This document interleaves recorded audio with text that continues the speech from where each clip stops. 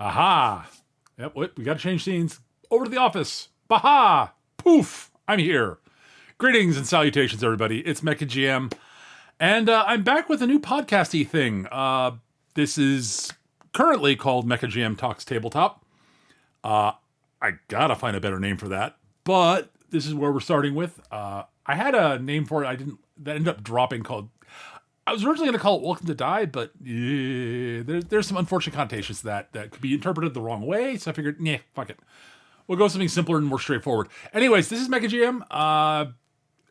Some people probably do remember me back in the day doing a podcast with Eric called Surly Grognards, which we talked a lot about tabletop gaming and nerd culture and all that jazz. And then we haven't really been able to record it for a long time.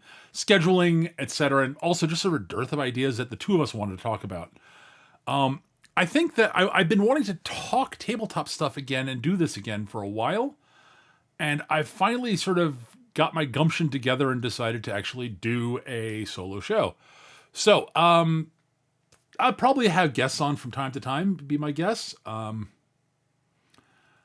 I would love to have like people from my weekly tabletop crew join me and talk about their experiences with tabletop gaming and all that jazz. But whether they'll be able to hop on it or whether they want to hop on it, I don't know yet. We'll find out. We'll see. But for today, this is just going to be me, the camera, well, quote camera, and the mic. And we'll be talking about mostly just sort of letting you guys, for those of you who are relatively new to who I am and where I'm coming from on tabletop games, figure I'd give myself a little bit of an introduction and talk about, how I got into tabletop games I've played a lot of, my personal preferences, etc., etc. So just as I hi, I'm MechaGM. I have been playing tabletop games of various sorts for a very long time.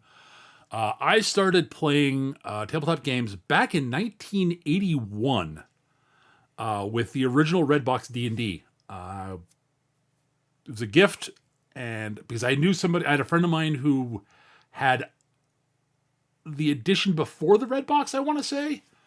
My memory on that's a little hazy, but I'm pretty sure it was the one before the Redbox. And I got really excited by the idea of role-playing games at that age. A thing that holds true today. I remember, I have vague memories of my father running me solo through parts of Keep on the Borderlands, but this is when I was but a wee tot, and we bought, and I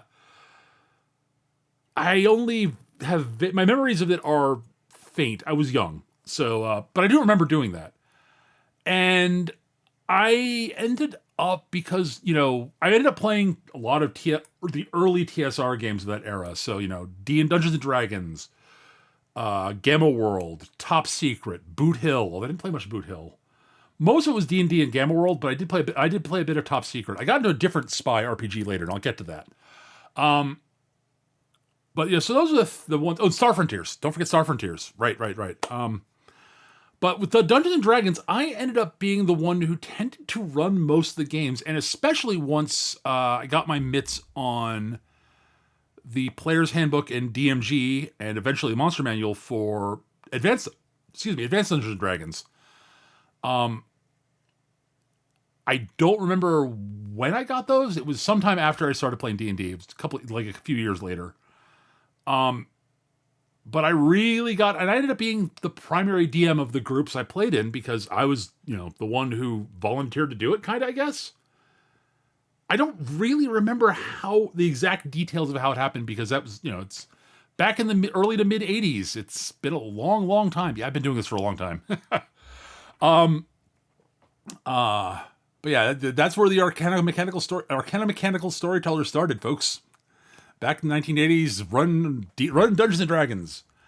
Played a lot of D&D. I have stories I could go into of some various games that I have vague memories of back then. I remember, actually one of the games I got to play in, I ended up joining the group after it started at a bit of a higher level, pretty high level, honestly.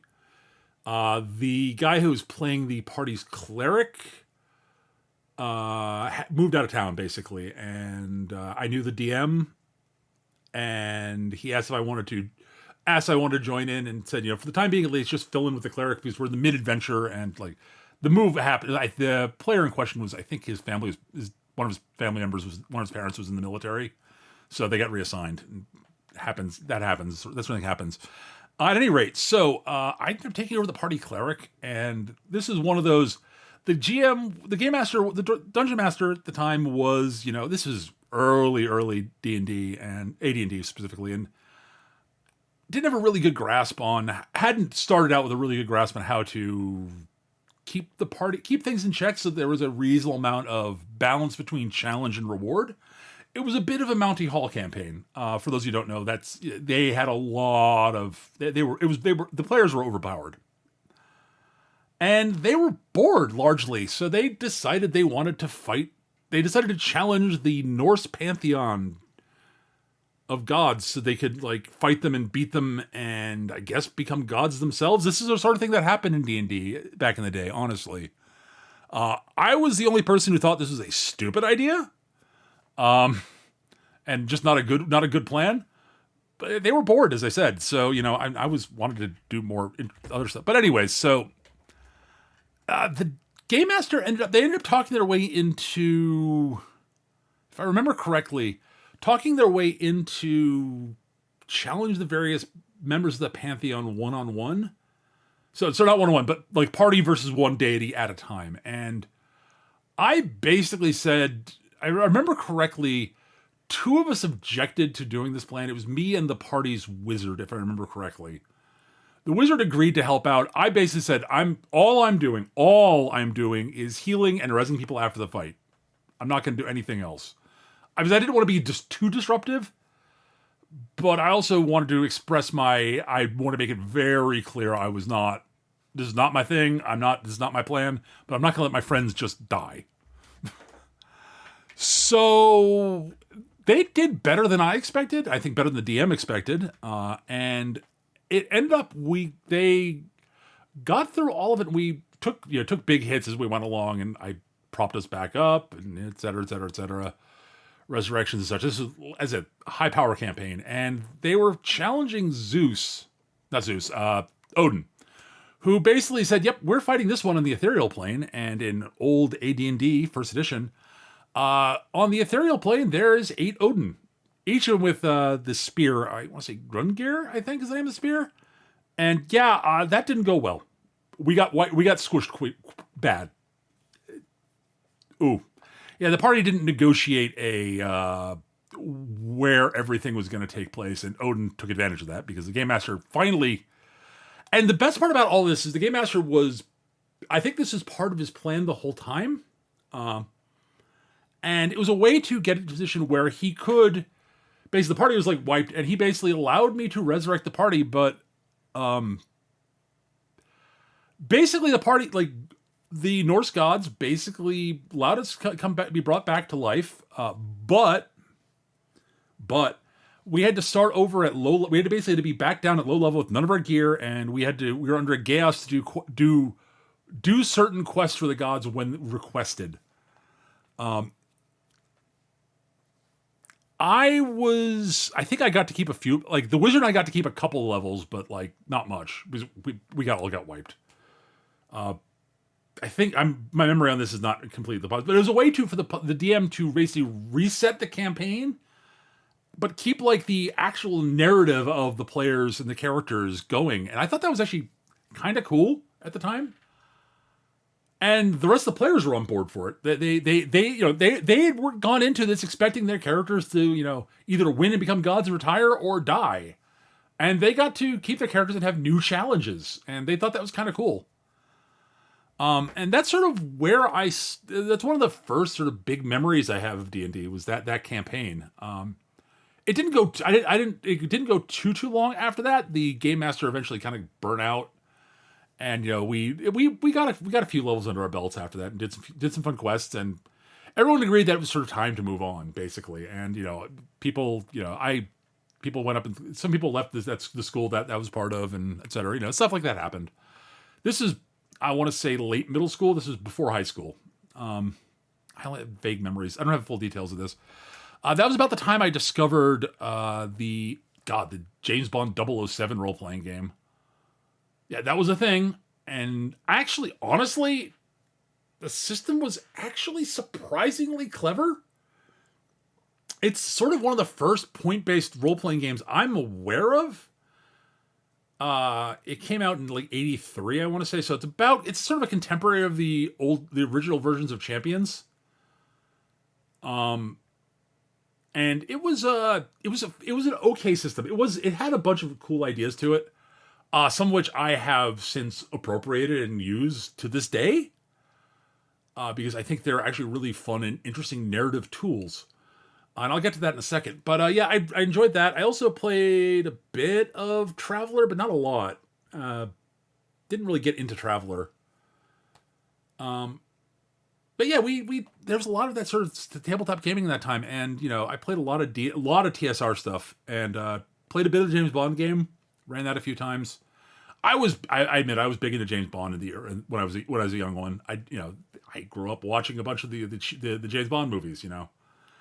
Did not get around to reading the books until later and discovering exactly how awful a person James Bond is. The movies are bad, the books are worse. At any rate, that's sort of neither here nor there. But I think one of my favorite things that I picked up from the role playing game was the notion of hero points and survival points.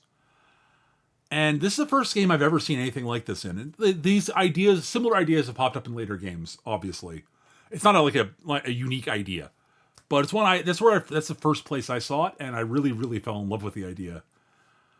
Basically, hero points are points the players get in order to have more agency over the game in terms of manipulating dice, basically adjusting to deal with the nature of RNG in the dice, basically.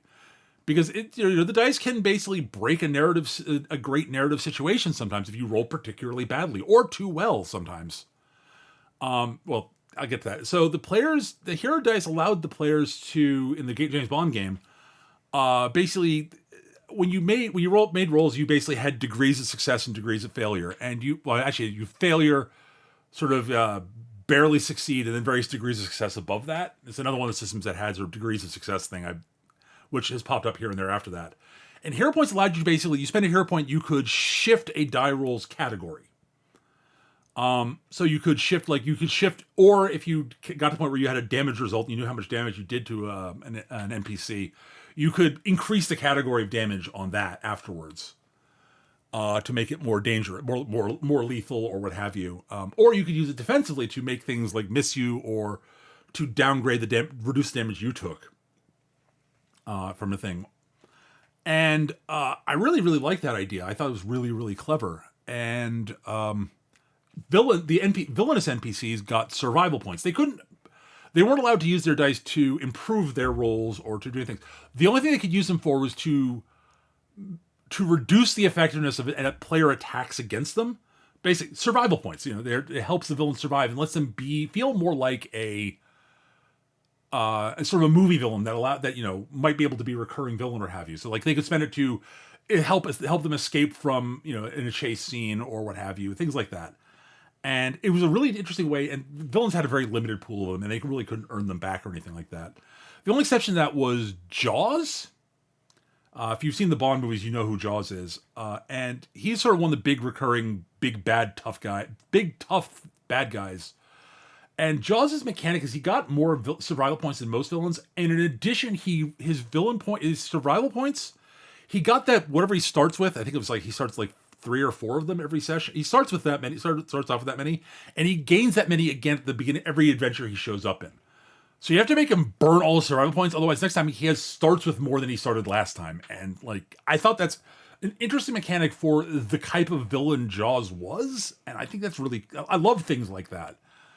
But after that, I sort of I didn't. There was a period of time after that, sort of just after the end of sort of middle school. And right at the start of high school, where I didn't play a lot of tabletop RPGs, I got into, that's rough. Start of high school is when I discovered BattleTech, which is I discovered the miniatures for BattleTech before that, but these cool little lead miniatures of robots. I thought they were really cool. I love giant robots. I got a giant robot anime in the 80s. But in high school, I found people who were playing BattleTech. And they became some of my best friends in high school. In addition to, met them through the chess club, actually. And ended up playing BattleTech with a bunch of those guys for a while and got into BattleTech through that. And it's about the same time I discovered when I went down to the local game store to pick up some BattleTech stuff. This is where I discovered a few new role-playing games I hadn't seen before. And I immediately fell in love just with the description on the cover of the RPG GURPS, the generic universal role-playing system. It had these little bubbles of pictures of like a wizard, a superhero, an astronaut, and like something else. I don't know, like some sort of monster-y thing, if I remember correctly. Hang on, let me see if I can. Let's see if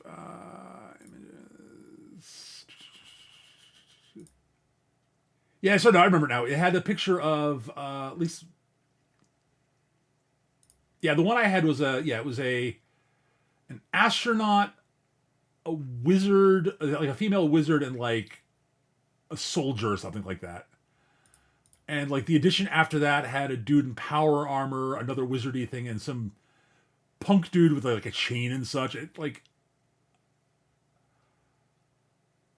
the back of the book described, it was a core system that you could use for any game, and I was really excited by that. And so I bought it, and I actually really I fell in love with the game. I'm looking back at it, I can see the issues I would eventually develop with it. It is one of the most gritty, crunchy, mechanically dense systems I've played. It goes for gritty realism in combat, which is fine. It does that, and it does it well. And if you go for the advanced combat, there's basically a flowchart you need to follow. Basic combat's a lot less involved, but it's still more involved than a lot of RPGs. But I very much enjoyed the skill system in the game, and like there's a lot of really cool stuff. And I enjoyed just the ability to have this one system that I could use for a bunch of different games. And it did some of them better than others. It did sort of modern day it did modern day stuff pretty well. It did sci-fi brilliantly. It did low fantasy well. It did superheroes sort of okay. But it was really at its best with sort of, contemporary modern stuff. I think it did horror pretty well from what I understand. I never really played GURPS Horror, but I had a copy of it. But it did sci-fi absolutely brilliantly. That's what I used it mostly for, is running sci-fi games. I ran a superhero game with it too, and it was okay. I used that basically until I was introduced by a friend of mine in high school who was big into Champions at the time. And I fell completely in love with Champions eventually. Like, it took a while to get into it, but once I did, like, it played into all of my all of the areas in which I enjoyed. Like, I really enjoyed the sort of tactical nature of the combat in it. I love the flexibility of the character generation system, especially for superheroes. I love the robust sort of mathematical tweaking you could do of characters and such. And the fact that literally Hero System's greatest strength is that you can, like, especially once it became Hero System, they actually made it like a full sort of, universal system. But like you could model any superpower in Heroes and Champions. This, by the way, is also its greatest weakness, is that you can model basically anything in it, and there are a bunch of different ways to do it, which means it's kind of overwhelming for newer players. And if you're not like someone who's sort of got a natural grasp on mathematics, it's very hard, or the basic lower end mathematics, very hard to build characters with pencil and paper. They eventually did release a very good character builder much later. Once it became Hero System and Hero Games made it. The character builder is fantastic, and it makes building characters so much easier. But again, you can still model just about anything, and the amount of choice you have because of that is daunting for a lot of players, and I totally get that. It's sort of at the point why I'm at the point when if I'm introducing hero systems to new players, I basically tell them, look, describe the character you want to play, and I'll build the mechanical parts of it for you, rather than try to teach you the actual character building system right now. I'll build the character, therefore, that I can teach you how actually the character operates in play, and then we can go back and maybe learn how building characters works after, because it is very complicated. It's very complicated is not necessarily the right word, though it is. It's more very involved. But I very much liked Harrison is great. I think it works better than GURPS for more cinematic stuff, more sort of like things that are less grounded in cold reality. So it's it's better for fantasy, although my issue with that is that running fantasy in a hero system is that you really kind of have to build a magic system for yourself, and that takes time and effort, and it's not easy. And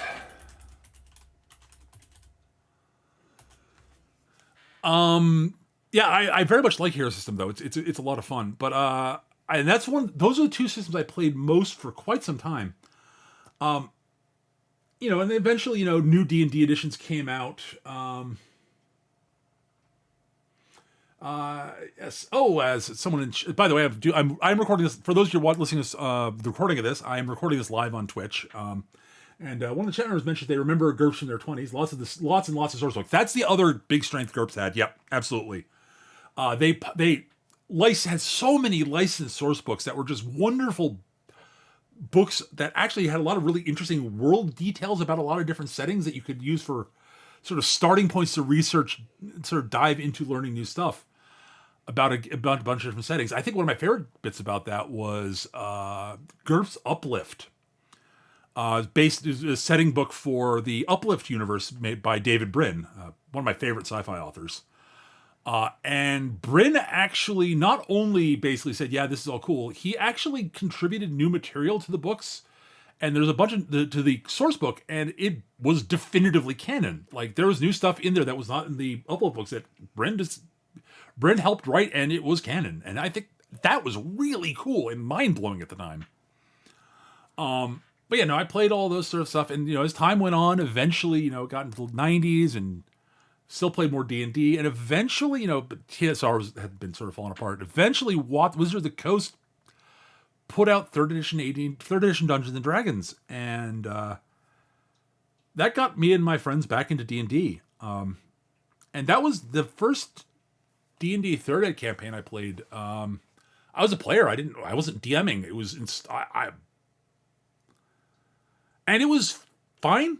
Like, it's not a knock on the Game Master or anything like it. Was the system just didn't quite click for me, and I don't think D&D really has clicked for me properly since basically since I got into Hero System and another system in the late 90s that I still to this day adore, which is Feng Shui, the action movie RPG game, and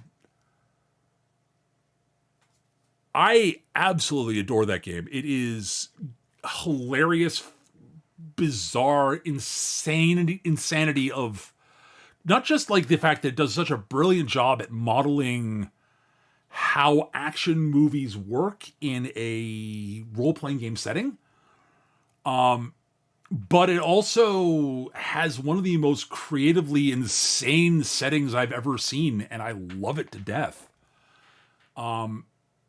It blends together a lot of subgenres of Hong Kong cinema and other forms of action movies and such. And it's just mad, and I love it to death. I mean, I think my favorite example to describe it, honestly, would be if you've seen the movie Big Trouble in Little China, that would be a very sensible, straightforward, normal feng shui adventure. Like, that level of insanity, yeah, totally.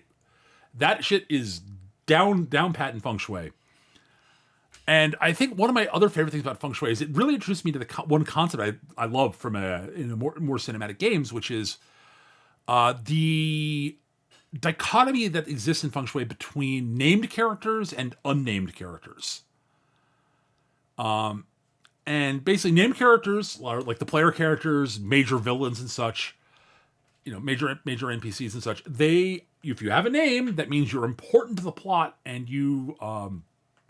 that's where combat works normally for you. So your attack rolls work normally. You determine damage. They wound points. It takes a while for them to go down, etc.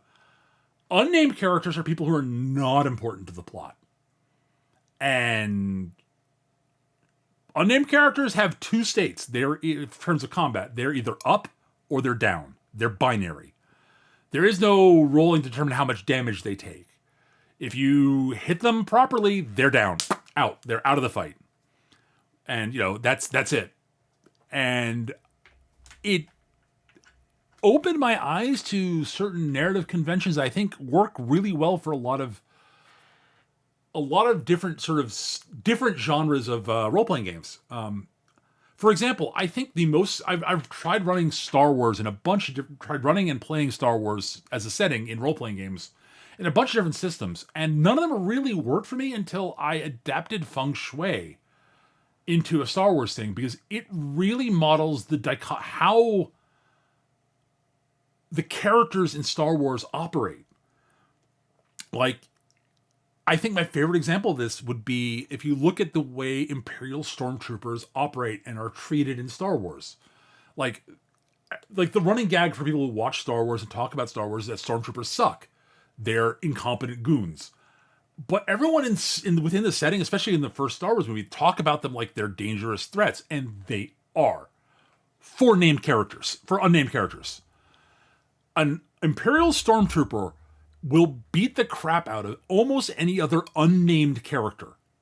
They've got better guns, they're better trained, and they're better disciplined, etc. And if you watch the beginning of A New Hope, when the Imperials board the Princess Leia's ship, they're storming in. A few of them get shot on the way in, but they're mostly just gunning down the rebel troops, because the rebels aren't as good. They're not as well equipped. They don't have the armor. They don't have the discipline. They don't have the training. I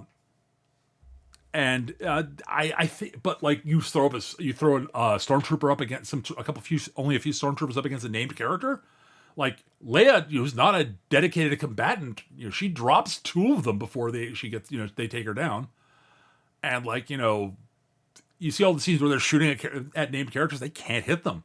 Again, they're not bad shots. It's from a narrative standpoint, and again, this is, if you're looking at it from a cinematic standpoint, right? Our heroes, the named characters, have plot armor, and but the great thing is that feng shui models this, and I think that's really interesting, and it allows you to have the players feel like they're big damn heroes, but still be able to challenge them with named characters later, which I think is absolutely brilliant, and I absolutely adore it. As you can see, I really enjoy, one of my things I think I find most entertaining in role-playing games. I'm not as big into, especially nowadays, I'm much less into the sort of gritty realism and, players feeling like they're being ground down cogs of the machine. I much prefer the players to feel like they're important to the story of the game. It may just be a small niche of the universe that they're in, but they got to feel like they have narrative stakes and they feel big and important for what they're doing.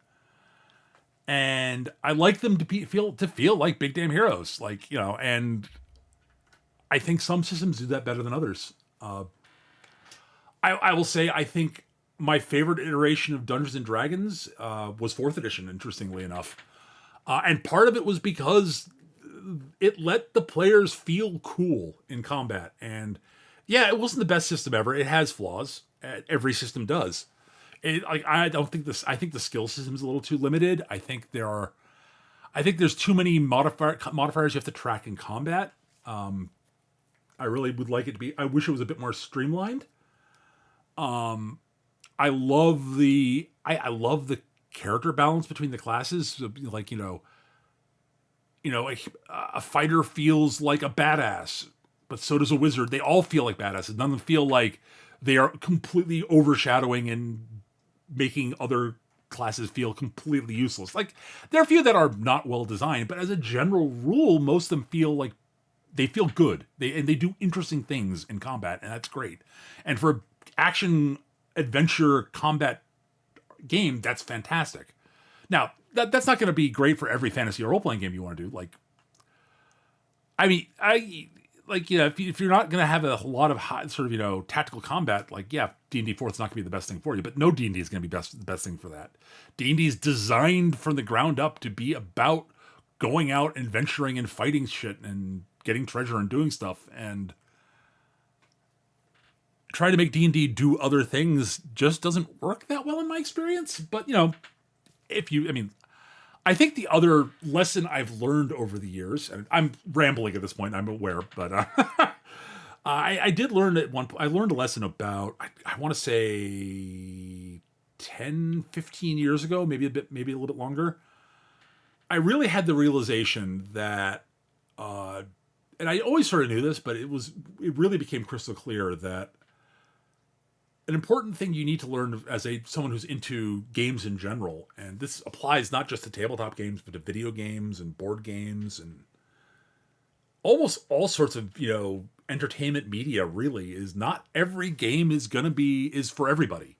And I don't mean I don't mean that in the way that some elitist fans of difficult video games, for example, will say it, and they say, well, the games intended to be hard, and you should accessibility options shouldn't be there because it's not every game's for everybody.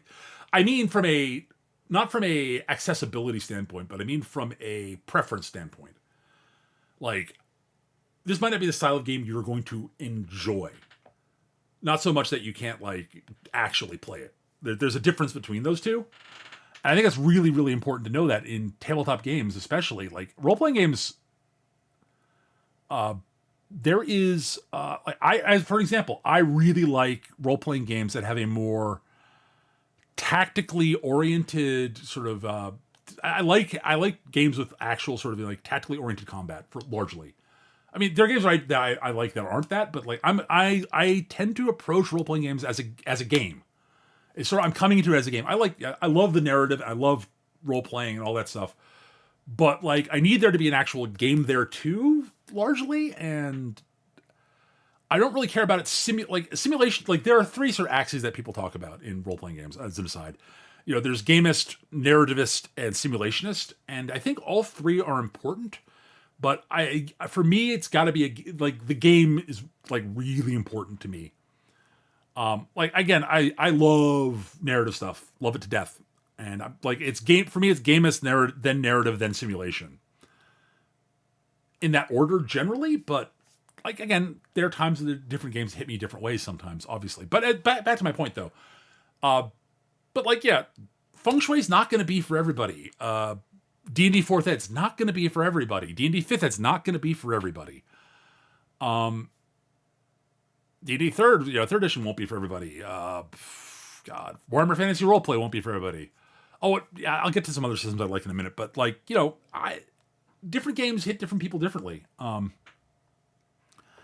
for some people who really want a very heavy narratively driven thing where it's just all about playing your character and the combat's not that tactical combat's not really necessarily a thing unless you're actually actively role playing the combat, etc. D&D might not be the best system for that. I mean, I will say my personal gut feeling, and this is purely opinion. But role-playing games, I think that one of the most important sets of rules to have be balanced and fair and properly tested is the combat. Because that takes a lot of stress off of the storyteller, and adjudicating something that can potentially be very unfair to the players and lead to very bad outcomes for the players. And in a system with a less robustly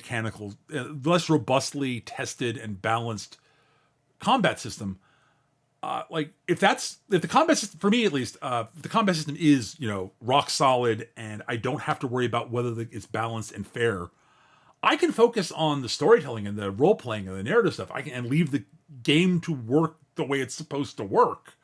The less adjudication on do the players live through this fight I have to do, the more I can focus on the story about around the fight and like telling a story through the combat, because that's a thing, by the way, if you don't know.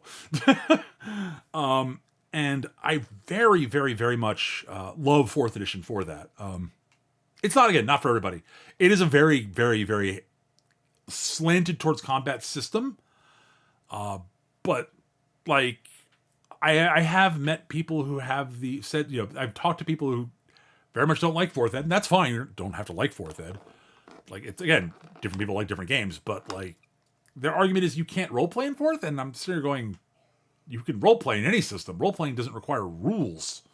Like, actually, playing the role and doing the, playing your character doesn't inherently require rules. Like, people, like, kids role play, like, playing pretend is role play, improv theater is role play. That doesn't require rules to do it. So you can role play in any system, really. Now, for some people, like, a heavy combat focus in the rules will distract them from the role play, and that's a fair thing. This is my personal how it hits me, but it's not like a inherent like you can't role play in this. It gets in my way for some people, and that's fine. And this is true for a lot of systems. Like, there are a lot of like, D&D 4th, that's not the most like tactically intensive role playing game I've played.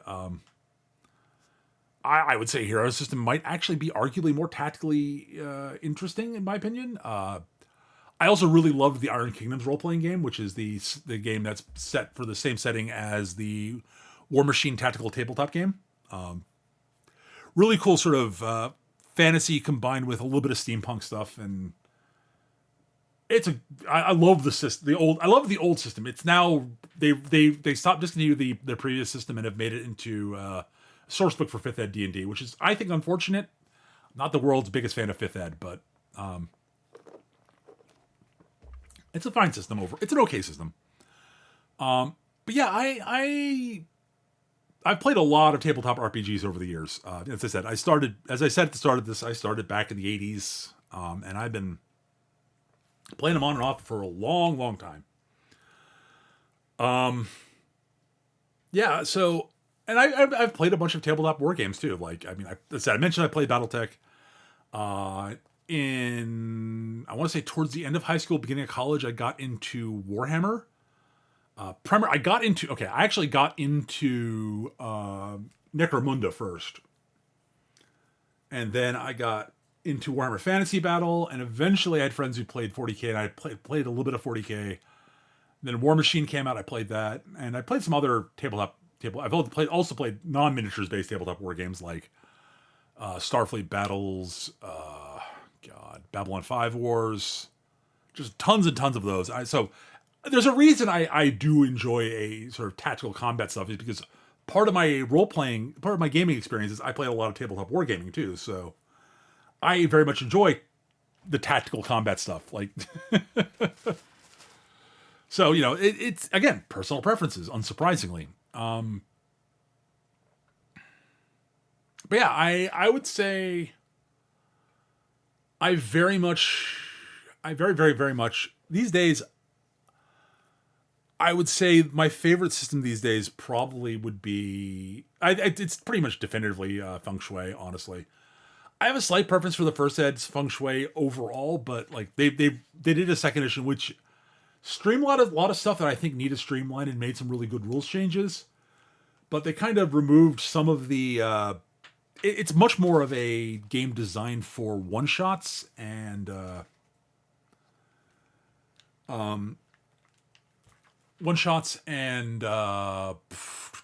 would I phrase it? Sort of mini series almost. They changed the character advancement scheme in ways that I'm not personally fond of.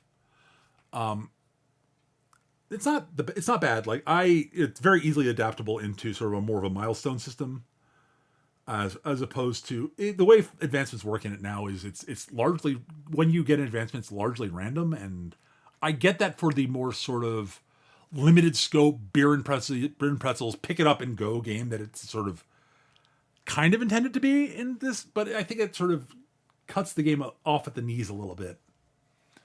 And makes the advancement system feel very kind of clunky and a little bit unsatisfying. But again, like it's really easily just adaptable into, when you hit narrative milestones in the campaign, you get an advancement and you're done. Which is it's a fairly common advancement system now in narratively driven games. So, and Feng Shui, despite having a fairly robust combat system that's fairly simple and straightforward to get into, at the same time, it's pretty heavily narratively driven too. It's a lot of action because it's an action movie role playing game, but the action is largely driven by narrative decisions. There's dice rolls involved, obviously, but like there's a lot of the player describes what they're gonna do and they do it because they're badass action movie heroes and they should be good at what they do. So and I very much enjoy that about the game, and I've adapted it into a bunch of different things. Like I've used it as a core for a sci-fi game. I've used it as a core for a fantasy game. I mentioned before I ran Star Wars using it. It's one of the best games I've run on stream. But yeah, and I'll get to talk about that in a second, actually. And Feng Shui also rolls in that thing I talked about earlier about the hero point system that I discovered in the James Bond 007 role-playing game from the early 80s. It's got something similar in the fortune system where, players get fortune dice and those refresh every session. And you use them to get extra positive dice in your die roll so you are more likely to succeed. Or, you can spend them to make a change to the narrative, to sort of a narrative change to a scene. It's like, I want, like, oftentimes you can, like, just, like, narratively say, I grab, like, you're fighting in a warehouse and you just, I grab a broom from the wall, off the wall. It's there because, it makes sense there's a broom on the wall. Whatever, I'm not going to, like, the Game Master's, like, adding little narrative details like that is part and parcel with Feng Shui. But like, making serious, like significant edits to a scene, like you could probably spend a fortune die for that and a bunch of stuff like that. And I really like that mechanic, and I've adapted something similar to a lot of role-playing games that I like giving the players tools to help the narrative along despite the dice, basically. And yeah, I've gotten into a lot of that stuff, but so yeah, trying to think what else I need to talk. What else do I talk about sort of what else do I talk about where I've come from and where I've so as an aside, for those of you who don't know and might be relatively new, I started in terms of doing tabletop stuff online, right? I think one of the first things I ever did on Twitch, honestly, as a streamer, was I ran a tabletop role-playing game, 4th edition AD&D, 4th edition Dungeons and Dragons campaign, which we called the Shadowlands campaign. I ran that with a bunch of friends of mine that I'd gotten to know through an online community I was a part of at the time, which I'm not anymore. For various reasons. Most of the people in that game I'm still friends with, which I adore. But that was one of the first things I did on Twitch, and it was a lot of fun. And I've been running tabletop games on Twitch on and off since then. That was back in like 2012, 2013, somewhere around there. So I've been running games 2013. I've been running tabletop RPGs on and off on Twitch for a decade now, actually. And I've had a lot of fun with it. I very much enjoy doing it. I occasionally have bouts of burnout as a creator with that. It's running a game takes mental energy. And having been doing it on and off since the mid '80s, I've done a lot of different stuff and I've had a lot of fun doing it. But I do get a little creatively drained sometimes, and I've been on hiatus for a couple of years, about a year or so now, I think, since I last ran anything. We're getting back and setting up for a D&D 4th thing with the Saturday crew, and I'm working on maybe getting a feng shui thing to demo it to some new friends who've never played it before. And I really love teaching feng shui to new players. It's a lot of fun. But yeah, that's sort of where I come from on tabletop games. I've been doing it for a long time, and I've played a lot of different systems, and I think a lot of them are fun and different. And there's a lot of really interesting ones. I could go over a few other fun random games that I've played over the years. God, what are some of the weirder ones? Oh, I'm looking at my bookshelf right now, so which is behind my computers here. Some of the weirder ones I've played. Oh, yeah. One of my favorite sort of like that actually happened thing was for those of you who are aware of the role playing game Vampire the Masquerade or Mage the Ascension or Werewolf the Apocalypse, the whole World of Darkness thing that's published by White Wolf Games. They also put out a story. The system was a storyteller system. They put out a storyteller system game that they licensed from Capcom. They actually made a Street Fighter the Storytelling game. I have a copy of it. I have played it. It is way better than it has any right to be. It's actually kind of fun. It's not what I would like to call good, but it's better than it should be, and it's a lot of fun. As long as you don't take it too seriously and over min-max your character designs, because it's breakable. Because White Wolf of the era was not good at, it was not great at game balance, and it's a more given the nature of what type of game it is, it's not as narratively, it's not as much a fighting combat is more important to it than it is in a lot of the other World of Darkness games at the time. Those were largely sort of abstract and driven by narrative stuff. And Street Fighter wasn't, and you could tell they weren't really used to writing rules that way. It did a decent job overall, but it was a very strange and very funny system, and I had a lot of fun with it. But it's not, I wouldn't call it good. The other really weird sort of license thing I've played is, and this spun off of, it was originally written for a different system. There was a system back in, I want to say, early 2000s called the TriStat system, which was originally came out in a game called Big Eyes Small Mouth.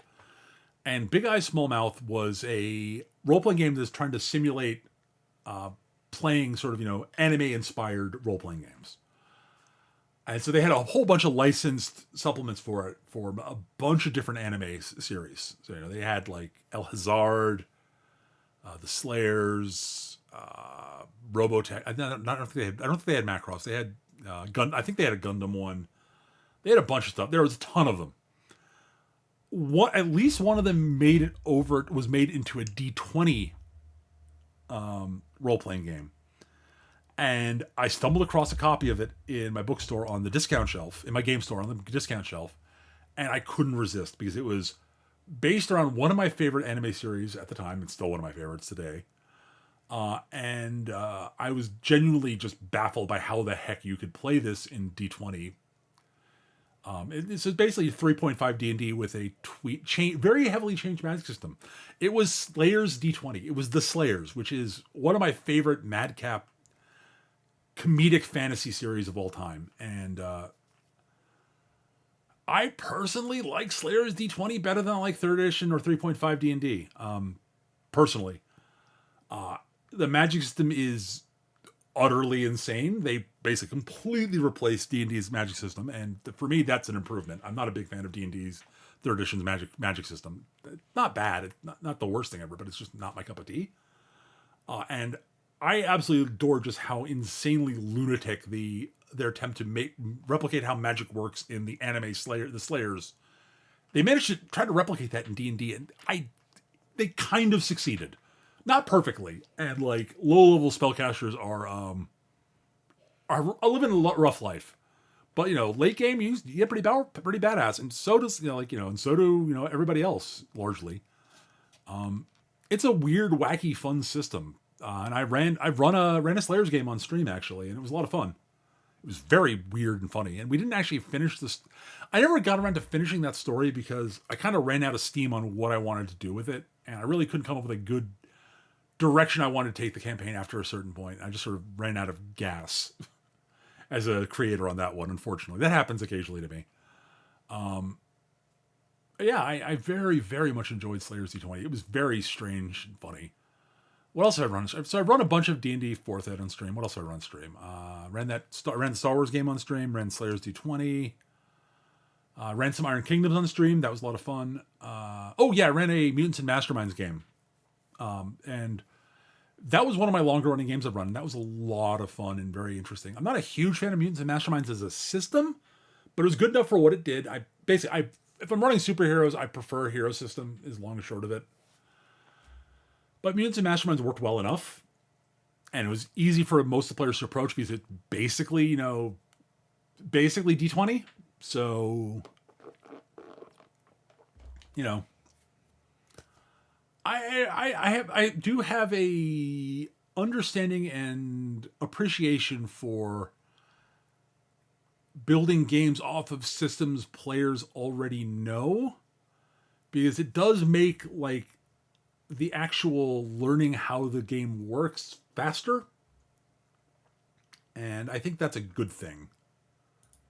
It's not like the only thing. It's not the end all be all, but it does help for some people a lot to be able to just sort of pick up and go with the system. And yeah.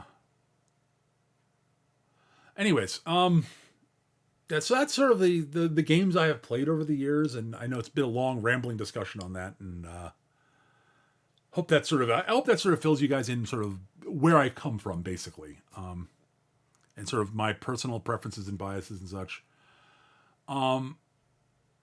So what are we going to be doing on this show going forwards? Is the sort of next sort of thing on the agenda, and.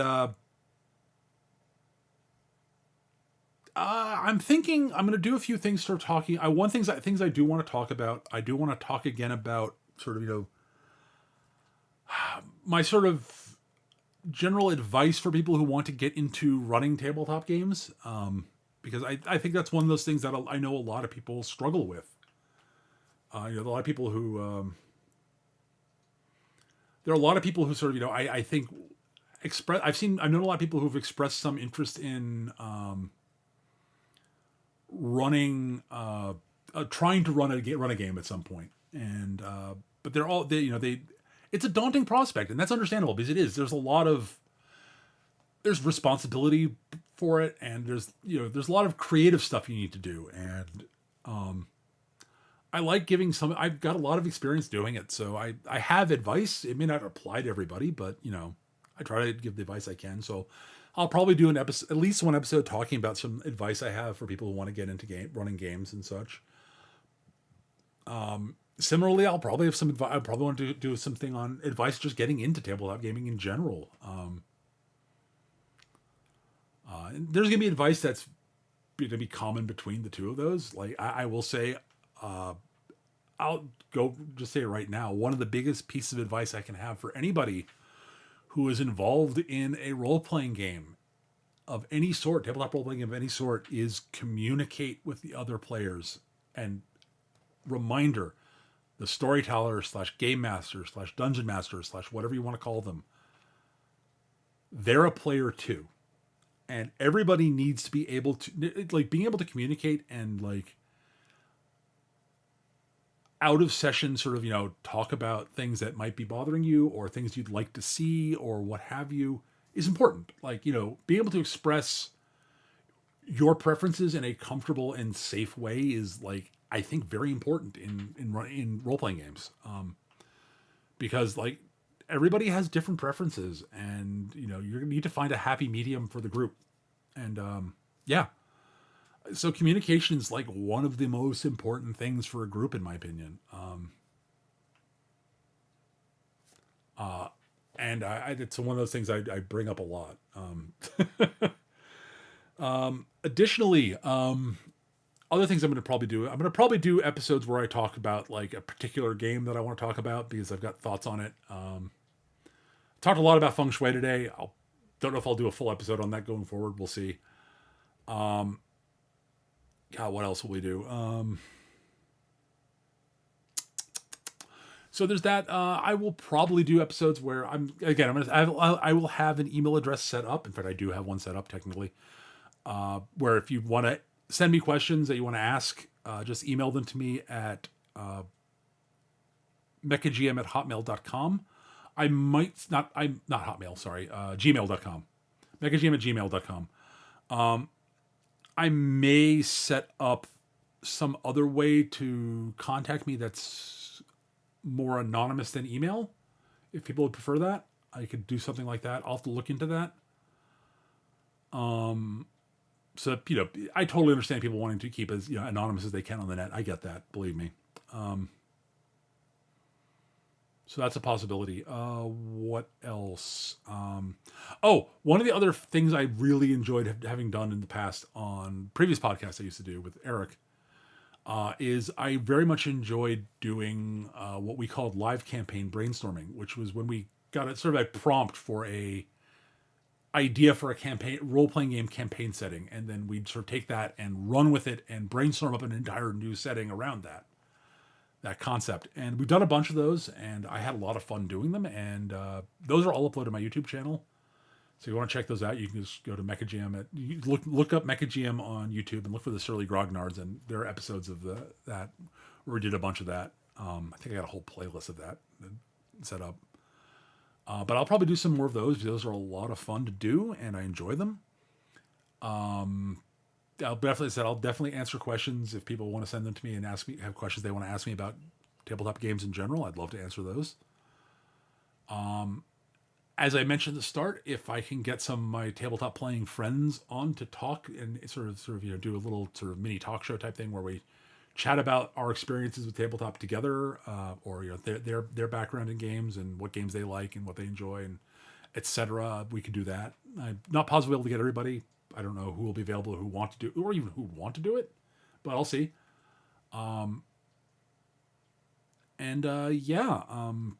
Just I'll be talking about a bunch of different tabletop game topics. If you've got, as usual, if you guys have show topic suggestions you'd like me to tackle, feel free to email me. As I said, mechagm@gmail.com. Send those along there, and I'll check that email account regularly. As I said, I'll try to see if I can set up something sort of a more web form based thing that doesn't require a self-identification of some sort. Possibly, I'll see if I can set something up like that. I know there are things that allow to do that do that. I just don't know what they are off the top of my head, so I'll have to look into that. I think that's largely it. I can't think of much else I want to talk about tonight. Hello to the chat. Thank you again, everybody. Thank you for everybody for being here live on Twitch. I really do appreciate anybody who came by to watch and listen and enjoy. I'll be uploading the recording of this to YouTube. And I may see if I can get set up an audio recording upload to some other sites so we can just get audio versions of it. Just pure, for people who want just pure audio, that we can get that. But other than that, I think that's going to do it for this episode. So for those of you listening to me on YouTube, thank you again for watching. I hope you guys enjoyed. Oh, and as we're wrapping up largely, you know what? We'll go on a little bit longer. I just got a raid, as you can see up there on the screen, from Matsu Quinox. Matsu, thank you so much for the raid. Oh, man. Before I was in the process of wrapping up the podcast, but we can go a little bit longer. If anybody, I've been talking about what I've done, where I've come from stuff. If you've got any questions you'd like me to answer quickly, I could do that. Or I might be hanging out on stream a little bit afterwards and just chatting, but not on for the recording on YouTube. I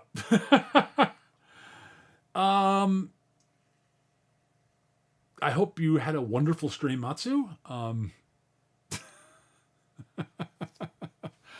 My timing is atrocious. I've just run out of what I was talking about. So it was interesting. Okay, we'll talk about that after I wrap up the recording. How about that? Anyways, folks, that's going to do it for the recording of this. If you're catching me on YouTube, thank you for watching. I hope you had fun. And I will be back in... I don't know if I'll be recording next Tuesday. I might be busy next Tuesday, but I'm going to trying to be recording on most Tuesday evenings, starting sometime around between 8:30 and 9 p.m. Eastern. And try to aim for about an hour-long episodes. And I'll probably hang out in chat, on stream after I'm done recording for post-show chats for a little bit at least. But other than that, thank you everybody for watching, and I will see you in the next episode. But until I see you next, be happy, be safe, keep on gaming, and I'll see you soon. Bye-bye.